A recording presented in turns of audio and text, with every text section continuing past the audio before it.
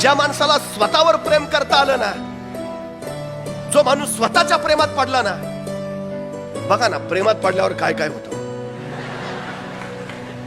म्हणजे आपल्याला कुणी पाहणार नसेल तर कपड्याकडे आपलंच लक्ष नसतं, पण कुणी पाहणार आहे म्हटल्यावर अप टू डेटच सगळं लागतं. मॅचिंग झालं पाहिजे, म्हणजे सगळ्याच गोष्टी. का? तिला आवडलो पाहिजे.